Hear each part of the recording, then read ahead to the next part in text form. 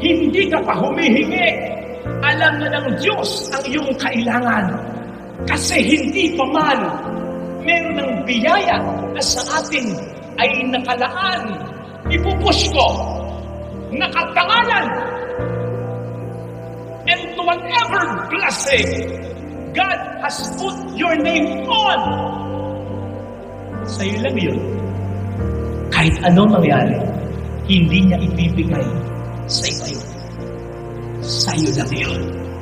So no matter how good we are, ano man ang ating mga ginagawang kabutihan, wala pa rin tayong karapatang to demand from God. Ang ating mga nare-receive na bayaya ay mga privileges lang.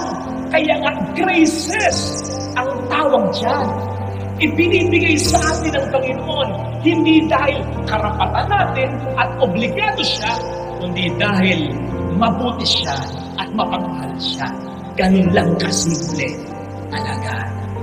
Besides, isipin po ninyo, kung ang paiirarin lamang ay ang katarungan ng Diyos, baka sa dinami-dami na ating mga nagawang kasalanan, baka kahit isang piso o kusing, wala tayong matanggap na biyaya dahil dyan.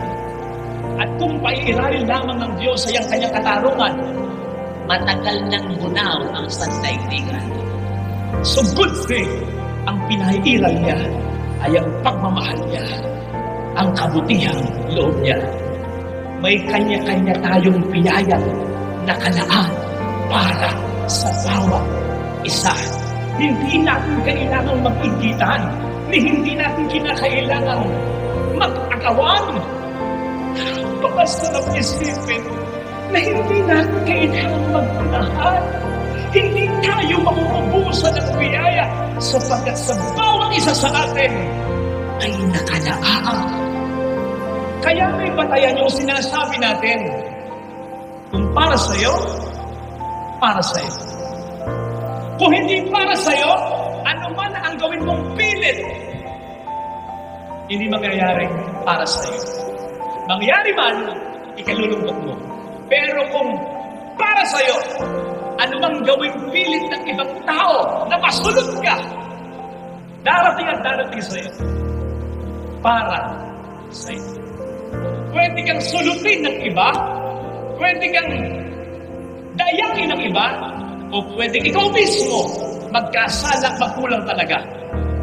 Pero kung babawi ka lang, babangon ka lang, magme-make up ka lang, ang biyayang para sa iyo ay para sa iyo. Kung pwedeng madelay, pero mararanasan mo. O kung hindi man, mararanasan ng mga tao mahalaga sa iyo. Sana mga kapatid, ito ang magbigay sa atin ng pag-asa. Lalong-lalo na sa mga nakararamdam ngayon na tayo'y napag-iiwanan na. Ang tagal mo nang walang anak. Ang tagal mo nang may sakit. 40 ka na, may jowang walang ka. Ang tagal na ng problema sa iyong pamilya.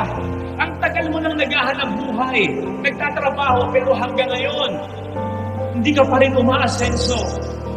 Ang bigat nito, lalong bibigat ito kapag may makikita kang iba na sa love life, sa business, sa family ay masaya kahit ngayong panahon ng pandemya. Huwag ganoon. Huwag mong ikukumpara ang iyong sarili sa iba. Yung blessing nila, walang kinalaman sa blessing mo. Yung blessing nila, hindi binawas sa blessing na para sa'yo. May para sa'yo. Nagkataon lang na nauna sila. Pero wag ka, hindi mo alam kung anong pinagdaraanan nila. Kaya wag mo silang pakialaman. Walang kinalaman yung blessing nila sa blessing na para sa iyo at sa iyong pamilya. Basta, laban lang.